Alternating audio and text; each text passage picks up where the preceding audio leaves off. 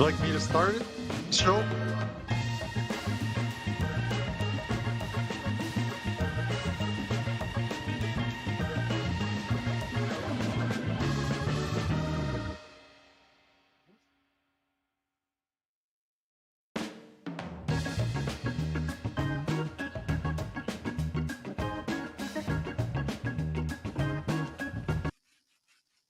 Happy Monday, guys. Welcome to Puck Time.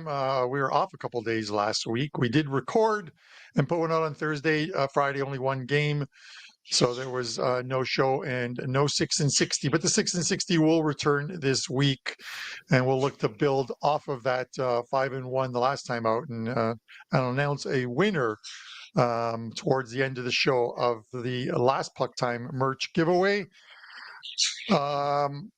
It's all playoffs, guys. All playoffs. All discussion today is playoff teams. Vancouver, New Jersey, Columbus Blue Jackets, New York Islanders, Andrew's prop playlist, and then Detroit and Utah in the closer tonight. The last game of the night could turn out to be one of the best games of the night, believe it or not. And hopefully we'll give you some actionable info along the way. But let's bring in our man, Andrew McInnes. Welcome back, sir. Are you feeling okay? I know that you're having a bit of an upper body injury there today. Yeah, it feels like I just got in a fight. I have a nosebleed right now. Always right before the show's about to begin. But yeah, Carm, looking forward to the show. I like the games that you chose. Obviously, not too many games today, but all games with pretty much playoff implications, which are fun to talk about. Quiet weekend for myself, picks-wise, busy weekend personal-wise. So looking forward to getting back into business. And these games are picking up, man. It's a good time right now in the NHL because every night there's a lot of meaningful games. Yeah. And when we look at meaningful, we're looking at two different angles here, Andrew. Your team that you cheer for, not that you own, and my team that I cheer for, and not that I own, but are in two different races right now. The Sabres are in the race to begin golf season down in Florida. They're putting in a couple of good efforts, but their season is toast. Hoping they can hold on to one of those bottom three spots overall and have a chance at that number one pick and ruin someone else's career. While you and the Montreal Canadiens, right smack dab in the playoff race right now, Andrew. Your team is playing extremely well, holding on to eighth spot. 12 and 13 games left for some of these teams. Man, it is coming down to the wire. And I want to kick it off with the first game, Andrew. New Jersey minus 140 at home over Vancouver plus 120. The total here sits at 5.5. And if you look at the totals on the WagerTalk live lines, it is hard to believe none of these books at the moment want to go to 5 for this total. They are hanging juice of anywhere from 135 to 150. I'm seeing on there for 5.5. They don't want to go to 5. I don't understand why, but I know 5s normally can end up in pushes for the books. They want to clear out winner. But Andrew, minus 150, I'm seeing vig on the under at. Let me find the book that one's at. The Superbook. Westgate, even circa minus 35, Bet Online minus 45, Bookmaker minus 48 on the under, minus 148. You almost never see this kind of stuff. So my thought to you is this, Andrew. Are you completely skipping the total and taking one of these two teams? I will say this. You look at Vancouver and read the news on this team. It looks like Elias Pettersson's going to be out. Höglainder's going to be out. Lankinen is injured. And now they're rushing back Thatcher Demko. And Thatcher Demko could actually start tonight. It was reported yesterday. A team that is not in a playoff spot right now and pushing for a playoff spot in which they're probably only going to last a round.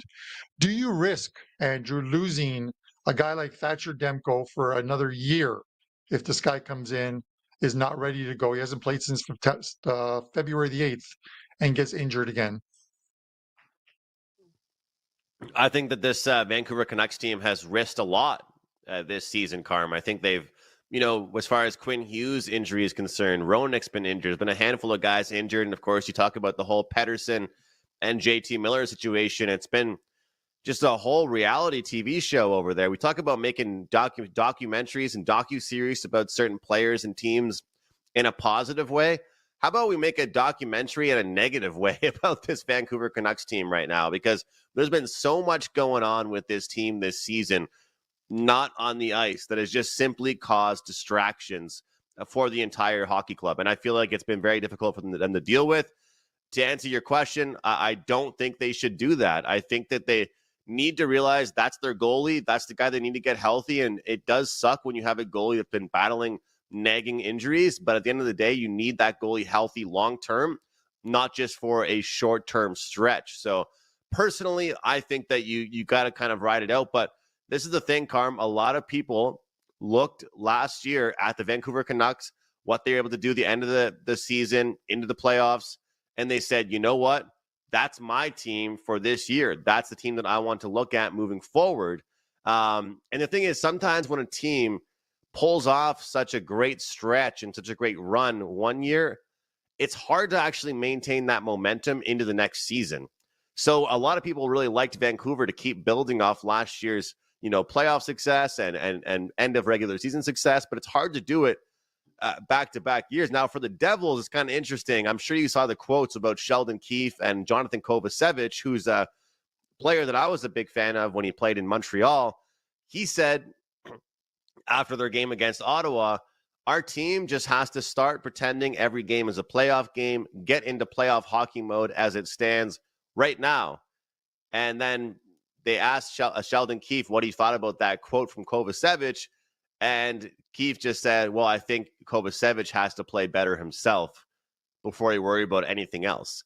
First of all, I never saw him say that once when he coached the Maple Leafs, calling out players like that. But number two, it sounds like there's some stress going on right now in Jersey. When you talk about the games that they've won, it's like, cool, low-scoring victory over the Blue Jackets, but to give up 7 against the Penguins, 5 against the Flames, and to lose in a low-scoring battle there against the Devil or against the Senators, it's very weird to me. So, when I look at this game, at first, I want to look towards the underdog, because I think about the value and I think about that, but I just can't ignore when a coach calls out their team, calls out a certain player, and 3 of the last 4 games just haven't been great for this Devils team, and they're getting Vancouver, who's been just traveling around, playing some different games.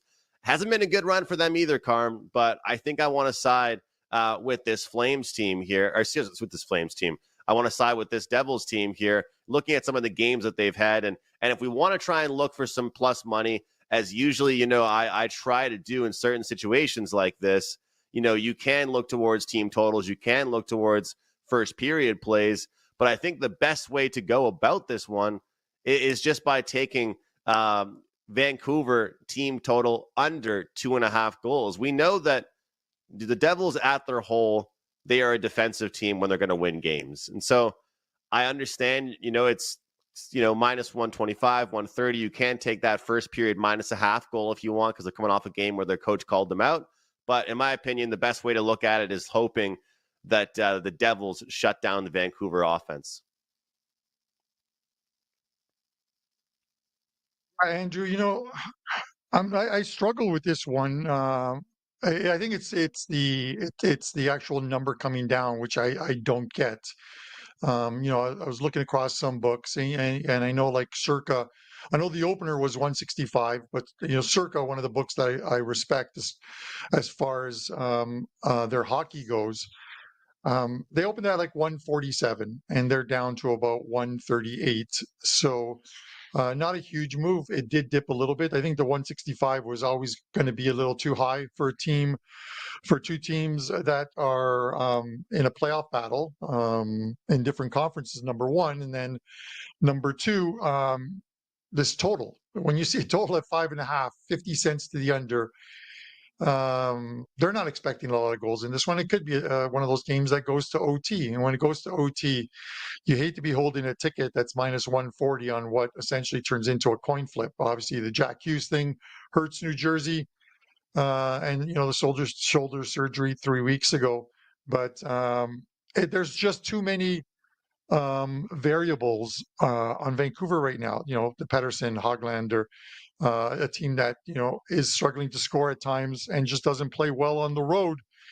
They're going to play. It's got to be a defensive effort from them, and then to see what's going to happen with the goalies. I see some sites still list Lankinen, but all the talk was that because Demko did practice, that he would likely start, and if he doesn't start here, then he's likely going to start Wednesday when they play the New York Islanders. So with that said, Andrew, I'm not sure because you look at Vancouver and they have what I believe 11 or 12 games left. If I'm looking at this correctly, this is what Vancouver has, Andrew, in the way of a schedule. Now, you tell me if this is a schedule that you want when your team is trying to gain points and get into a playoff spot.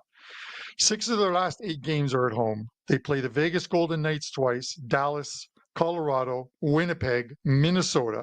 So right there, 6 teams that are battling for playoff spots. They're playing the Islanders in a couple days. They're playing New Jersey now. Their only games left this season in which they are playing against a team that is not in a playoff battle or is not in a playoff position is 2, where they play Seattle and Anaheim back-to-back at home. Those are the only 2 games, Andrew, that Vancouver has against non-playoff teams. When you're playing the way they're playing right now, it's got to be playoff hockey from tonight onwards. But saying it doesn't mean it's actually going to happen. Thoughts on, do they make the playoffs? Let's start with the easiest question. I don't think so. I mean, their yes right now is plus 400. So I guess I'm not really giving us the most bold take right now. But you know what's funny, Carm, is that as East Coasters and as a bias for me, because I'm a Montreal Canadiens fan, I was so caught up in that Eastern Conference wildcard race.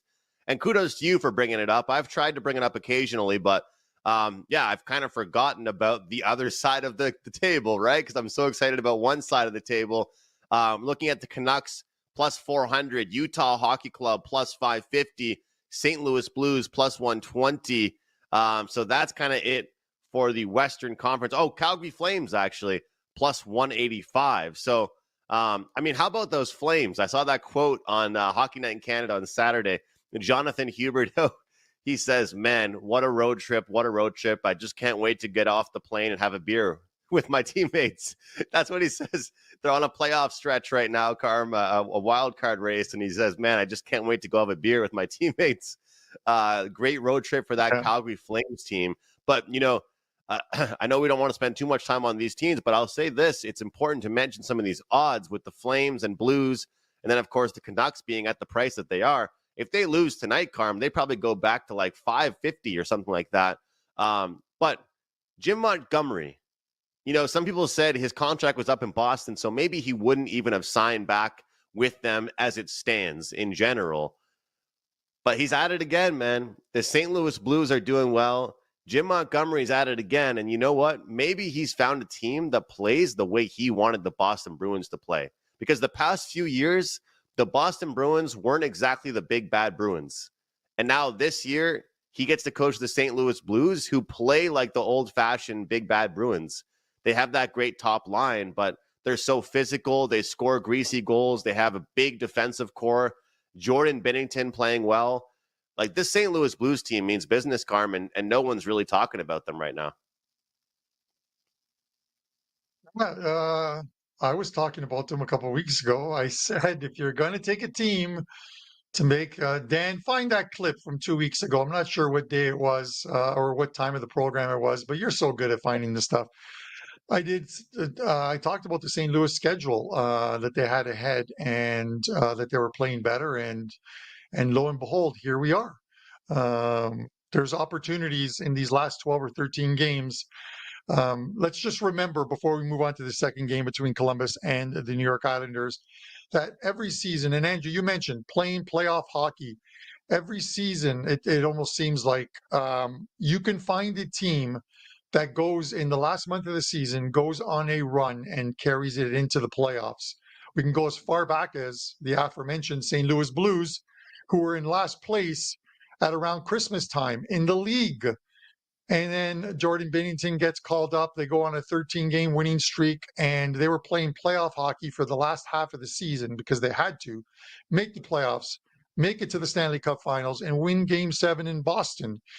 The Washington Capitals, who everyone, including myself, stamped them as dead last year, just won games, forced overtime, picked up points, made it into that final playoff spot with a minus 40 goal differential. They got bounced, but they were playing hockey and profitable hockey the last 2 weeks of the NHL season. So you find some of these teams, the Florida Panthers, in their first run to the Cup, they weren't even in a playoff position in the last month. They had to work to get into a playoff spot, make it in there. It took its toll. They knocked out the Bruins. They lost players along the way, and then they lose to the Vegas Golden Knights. And they really only had half a team left. I think they were just beaten up and bruised at that point. But there's always going to be a team. Just find it. Look through their schedules. Look at teams that are playing well. And I'm more likely to obviously play on the teams that are playing well, Andrew, than the ones that aren't. And this Vancouver team has gone, 3-7, their last 10 road games. And their 3 wins all came in OT in San Jose, in LA against the Kings, and in Calgary against Vancouver. Now they're on the West Coast or the East Coast, where it hasn't. It doesn't look to be going well right now, and by the time they return home, they could be farther out of a playoff spot than they want to be. Too many variables on this Vancouver team for me to even want to take them at plus money. So it's Devils for me, and I'm going to throw it to you. Columbus, New York Islanders, another low line on this one. Columbus, 11th place, 4 back. Islanders, 10th, 2 back of your Montreal Canadiens. How are you breaking this one down?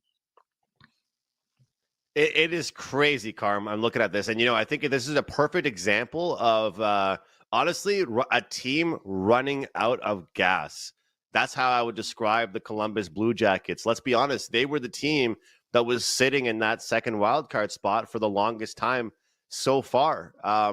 And of course, the Montreal Canadiens managed to squeak in there right now. You've had the New York Rangers in there. But I think out of the Rangers, the Canadiens, and of course, this very Blue Jackets team, the Blue Jackets have still held that real estate for the longest, but they just ran out of gas. And that's the problem, is like, you almost don't want to hit your peak too early. You almost don't want to, go on that big winning streak too early in the season, or else you're kind of going to have that losing streak come and kind of things come back to earth a little bit for you. And I find that that's a little bit what has happened now for the Columbus Blue Jackets. Now, looking at this New York Islanders team, they have just found a way. I mean, this is a team that I always joke around. They are not fun to watch. Looking at natural stat trick right now, Carm, they're actually creating chances. You look at their game against the Flames that they lost in OT, they picked up that crucial overtime loser point, as I call it, losing 4-3 in overtime, still scoring 3 goals. Then they beat the Canadiens in overtime by putting up 4 goals. So back-to-back games, they guarantee themselves at least 1 point, put up 4 goals against the Penguins, 4 goals against the Panthers. I'm not sure what's going on with this team right now, Carm, but they believe they have an offense. They believe that they can score. And what's funny is they trade away Brock Nelson, they trade away a couple players, and yet this team thinks that they can score. And the funny thing is, when you look at this Blue Jackets team, we're going to talk about hunger. I mean, geez, 6-3 loss to the Penguins, shutout against the Panthers, 2-1 loss to the Devils, shutout against the Rangers, shutout against the Golden Knights. This team hasn't won a game in weeks. It feels like it anyway. It's been a tough go for them. When I look at this game, though, I'm betting the over here, Carm. A lot of times I say that these games that mean so much for these teams vying for a playoff spot are going to be low scoring. But it also seems like it's a very slow start, kind of a stalemate out the beginning. And then once 1 or 2 goals go in, it's just an absolute free-for-all. The floodgates open up, and we see the goals start to pile in. And I just think as of right now, where we're sitting, this New York Islanders team, shockingly, because I can't believe I'm saying this, they're not that team right now that gets a lead and protects it. So whether we're looking at the team total, whether we're looking at over 5.5, whether we're laying a better price with over 6, I think tonight's game we see goals. I mean, when the Columbus Blue Jackets turn things around, Carm, and tonight could be the night, I can't see it being in low scoring fashion with the way this team's playing. I can't see goals slowing down in Blue Jacket games right now. And right now, the Islanders think they have an offense. I'm on the right spot here, Carm? I mean, is it hard to take? I mean, I can't see anybody laying a case right now for the Jackets unders. It'd be very hard to make a case for that. This would have been a good lead-in game for your bloody nose because we're going to be on opposite ends Ooh. here. I like the under in this game, but I'm not going to go out on a limb and say that it's going to be a climb play because it won't be. Um, my lean on the under, Andrew, is based on the fact that Columbus, who have been such an entertaining team all season long. A lot wasn't expected of this team after what happened in the off season, but they've battled all season long, man. This team, their fan base. I'd love to see them make the playoffs because everyone keeps telling me what a fantastic fan base the Columbus Blue Jackets have. And you get the Islanders. Islanders scoring goals is something I'm not used to. I just think that this game with both teams, and you don't want to hear this, Andrew, but both teams needing 2 points, it'll be a tighter checking affair that could go to overtime, and they share points, which I is would never hate it. good for the teams in No. playoff spots. You hate it, I know, because 3 points awarded. Go back, give me the NHL, where if you win in regulation, you get 3 points. If you win in OT, you get two. And if you lose in OT, you get one. And that's it. 3, 2, 1. Perfect. Oh, reward the teams that win it in 60 minutes. But with that said, Andrew, 7 goals in 6 games for Columbus. 3 of the games they've been shut out. They're just not scoring, but they are getting healthy. So they're getting some bodies back, which is important for them as well too. But this is a team that's lost 6 straight, 8 of their last 9. It's got to get better. It can't possibly get any worse. It's going to be a good one in New York, but the Islanders just seem to hold over them at home. They've won 9 of the last 10 meetings between these two in New York, and that's where I'm going to land here. I'm leaning Islanders, and I'm leaning under in this one. So give me 3-2, not in overtime. Does that make you happy? Yeah, I mean, ultimately, Carm, at this point, I'm just cheering for no overtime. When I see teams playing each other like this, I mean, right now the Habs' biggest threat, of course, is the Islanders, who have kind of come to play, which it's been so cool to track. And I know people kept on telling me, like, oh, well, it's so far away from playoff time. Like, there's no point in checking on these playoff odds every time.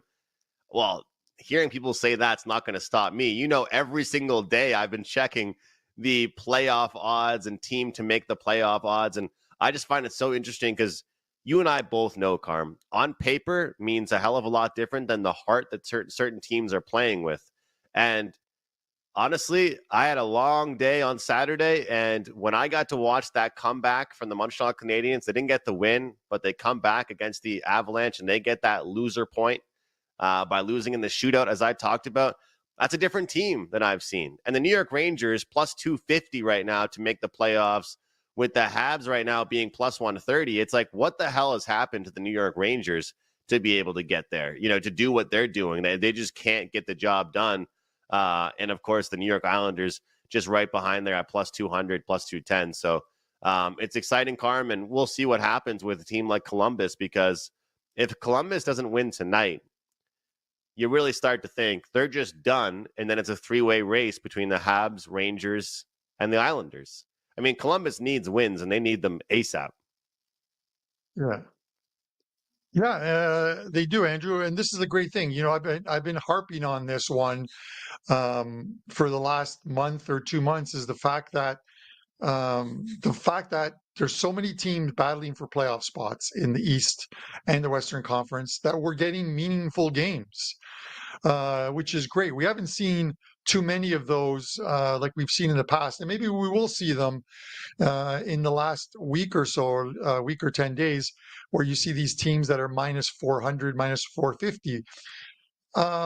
It's terrible doing a show, guys, when there's only 3 games and 2 of the teams are minus 450. What are you going to talk about? You have to find a different perspective. You have to find a different angle. And sometimes it just doesn't work. So we'll see what happens with this one. I don't think Columbus is going to roll over and play dead tonight against this New York Islanders team. I think getting some bodies back in the lineup, they're going to give them a bit of a game tonight. And the line is just fair enough on the Islanders that I think it should be a play. If they can put in a 60-minute defensive effort, the Islanders, which they normally or in the past have done at home, they'll get the win there. Andrew, you got some props for us? I need a couple prop bet winners for tonight. Let's do it, Carm. We've got 2 player props tonight in the NHL, and 2 with some pretty good streaks behind them and some pretty good numbers to back them up a little bit here. So we'll start with the first one's going to be Vladimir Tarasenko from the Detroit Red Wings, and we're going to go over 1.5 shots on goal. And Carm, I find these days in the NHL, no matter who you're betting on, it's hard to get 3 shots on goal. You know, even the superstars that have their number at 3.5, it's tough to get to 4 shots on goal because defensive hockey has been so crucial lately. It's been so key for some of these teams. So shot counts seem to overly be much lower than they were before. So betting these guys that get 1.5 over versus 2.5 or 3.5 has been really nice. And Tarasenko, he has hit this prop, Carm, in 10 of his last 13 games, and they continue to have this number here. When they change the odds, it doesn't matter to me as much until they change the number. When they put him at 2.5 plus money, I'm out on it. But when you keep it at 1.5 at the minus 130 price, that's fine by me. I'm cool with it. I'll take Vladimir Tarasenko as they're a very desperate team, and they got to get some shots tonight and some goals against the Utah Hockey Club. The next one I'll look at, of course, is going to be a guy on the Columbus Blue Jackets. And if they're going to have any hope in winning tonight, if they're going to have any hope of getting back on track, if they're going to be able to find their way back into the wild card race, they're going to need this guy to be their leader, who missed a lot of time with injuries this year. But that guy is Sean Monahan. He has at least 1 point in 4 straight games. One thing about the NHL, guys, compared to a sport like basketball, he can't go out there and drop 40 points and take over the game. You know, there's 4 lines of players out there. There's your goalie, you know, whatever he's going to do. There's your defenseman. But Sean Monahan's going to do everything that he can do to will this team to a victory. I like the over in the game overall, but I do think Sean Monahan continues his streak. Yes, this price is a little bit chalky at minus 155, but I think as the Columbus Blue Jackets go, Sean Monahan goes. As Monahan goes, they go. They need him to be their main guy. Number 1 center on this team right now. I think Monahan will get another point for the Blue Jackets. So maybe if you're feeling dangerous, you can get that little same game parlay. Monahan point plus over 5.5 goals. But me and Carm are head to head on that one. So maybe just stick with the player prop. We'll try and go 2-0 with these player props tonight, Carm. All right, man. I wish you the best of luck. I'm going to throw something at you before we go to this final game. So Columbus and New York Islanders. I'm not ready to put this one to bed just yet. I'm looking at DK on teams to make the playoffs. Columbus is plus 600 to make the playoffs. The no is minus 900. The New York Islanders are plus 210. The no is minus 260. And these teams are separated by 2 points, Andrew, right now. But I'm going to quickly throw who these teams play to close out the season. The New York Islanders will tonight, and then their season closer is against Columbus in Columbus. In between, they get Vancouver, Tampa Bay, Carolina, Tampa Bay, Minnesota, the Washington Capitals, the Nashville Predators, the New York Rangers, the Philadelphia Flyers, the New Jersey Devils, the Washington Capitals. That's a lot of teams competing for playoff spots still. Will they be competing when they get into the second half of that schedule? Maybe, maybe not. The Columbus, they get Vancouver after this one, then Ottawa, Nashville, Colorado, the Maple Leafs, Ottawa again, 3 games against Ottawa, the Buffalo Sabres, Washington Capitals back to back, Philadelphia, and then close with the Islanders. I would go out on a limb and say that Columbus's schedule is a little easier than the New York Islanders, and that disparity in the prices right now to make the playoffs. I get it. There's still teams in front of them, the New York Rangers, the Montreal Canadiens. But the fact that they play the Ottawa Senators 3 times, they can put a dent in that team as well, too. Any thoughts on those prices?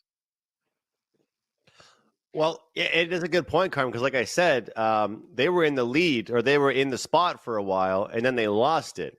But who's to say they can't earn it back? Because if they went on a losing streak, they sure can go back on a winning streak and get that spot back. The New York Islanders are playing some of their best hockey right now. You mentioned those schedules. I like some of those games for the Islanders, but I also look at that price there on the Blue Jackets. Like you said, at this point, if you took the Islanders to make the playoffs, you're pretty much buying a stock at like the highest point you can buy it. You know what I mean? Like you might as well not jump in now on this Islanders team. If you want to bet on the Islanders, I mean, it's the same thing for the Canadians. Unless you just really think it's going to be a smooth sailing trip for them and they're going to lock in the playoffs. I mean, we talked about it 3 weeks ago. I tried to say, hey, non-biased guys, plus 410 looks good to me. And, whenever I have these takes on the Canadians, it's hard for me not to look biased to all you guys. But now you're kind of making a bad bet if you take the Habs or even if you take the Islanders. So I think the Blue Jackets are probably the play, Carm, because I think they could level it up a little bit and make up some ground. But tonight's game, as I said, is crucial. Tonight's game starts it off. You got one team playing really good hockey, and you got one team that hasn't won. What's the losing streak for the Jackets again? Was it 5 of their last 6 or something like that? It's not been good for them. 6 in a row, 8 of their last 9. Yeah, 6 in a row, 8 of the last 9. So like even look at they're getting Monahan back, right? Monahan's last game was what? Looking here, January 7th against the Pittsburgh Penguins in an OT game. So he's been off a while. They need him back in the lineup. We'll see, Andrew. But you talk about kind of must-win games or huge games. This is a huge game. Maybe not so much for Detroit that have tailed off at the moment, but the Utah Hockey Club. I'm quickly becoming a Utah Hockey Club fan, Andrew. 75 points, 2 big wins. Okay, they beat the Buffalo Sabres, but that was their first game back off of a long road trip. And usually those ones don't turn out well. You hit a nice winner with that one on Utah team total. And then they beat Tampa Bay, a very good Tampa Bay squad. They are 6 points behind the St. Louis Blues with 2 games in hand. Those game in hands mean nothing unless you win them. One of them is tonight. Win this game against Detroit, you pull within 4 points. They're plus 550 to make the playoffs. Guys, you know me, man. I'm all for a good pizza bet, slice bet. Pizza bet on Utah to make the playoffs, plus 550 for me, Andrew. As far as tonight's game goes, I think we're going to see goals. Utah seems to be scoring goals at home. They're on a good run at home, 7-2-1, their last 10 games on home ice. And remember, this is a team that struggled immensely at the beginning of the season to even find a win on home ice. And now they're getting them. Protect home ice for the rest of the season, win some games on the road, and you might squeak into the playoffs, Utah. I'm going to take the over. I think we're going to see some goals tonight from this Utah team, and I think Detroit will get theirs, albeit likely in a losing effort. What do you think, Andrew? I like that ending there, Carm, albeit in a losing effort. I think the home team and that price that you mentioned is a good number there. I often like to play first period totals when it's more like 115, 125. I'm seeing like 130 or 135, but man, I like this first period over in this one. Desperation from the Detroit Red Wings. They're not going to be happy about that game against the Vegas Golden Knights. And right now, again, it's kind of like what I said about Columbus. I think when Detroit snaps out of whatever is going on with them right now, it's going to have to be with an offensive outburst. I don't trust their defensive core. That's always been my issue with Detroit. I don't trust their defense. It's not as much been their offense. Sure, the offensive players and the star players could come to life a bit more, but what it ultimately comes down to it is the defense kind of like lets them down at certain points. And the goaltending, as we all know, has been very inconsistent. And Johnny Detroit would tell us all about that as well, because you don't really know what you're going to get each night from the Detroit goaltending. And as far as Utah, you mentioned it, Carm, the way that they play at home in front of their home crowd, the way those first periods go, it definitely seems like Utah is a team that we can label as a team that builds off their home crowd. And the funny thing is, it's obviously a new franchise. It's a new team. People make jokes, but it's pretty true. Like, a lot of the fans are still learning about the game. But the funny thing is that's like takes less pressure off the players. People are there just to have a good time and scream and yell and cheer. And it seems like Utah definitely plays good hockey at home. So over 1.5 in the first period was something I liked as far as the total play in this game. All right. There you have it. Some playoff games, Andrew. I'm going to try and choose games throughout the week when I put that schedule up, as long as it doesn't interfere with anybody's, if anyone has a big play over at WagerTalk. But I'm loving the discussion on playoff teams, and our chat is absolutely bumping with the guys who are talking about, guys who are out, guys who are on good runs, who they like tonight. And they're respectful to each other. That's the great thing about the Pucksters. Hit that like button, or we're going to bring back the Prez for 30 minutes to talk about why the like button is so important. We appreciate it. Hit that subscribe button as well, too.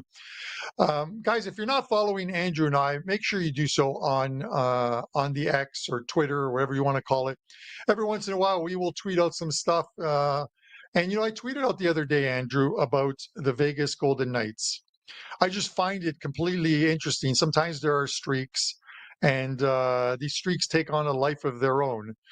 The Vegas Golden Knights, after beating Tampa Bay last night, their last 16 wins at home, they have covered the puck line in all 16 games. That is 16-0. So I tweeted out, if you're betting Vegas to win at home, you might as well take the puck line. They seem to cover it each and every time. 16-0, their last 16 wins at home on the puck line is a stat that you can't ignore. I tweeted it out when it was 15-0, and then I was like, oh, damn, they play Tampa Bay on Sunday. That's going to be a tough one because Lightning play well. Well, they buried the Lightning early in that one and then held on late. So 16-0, Andrew.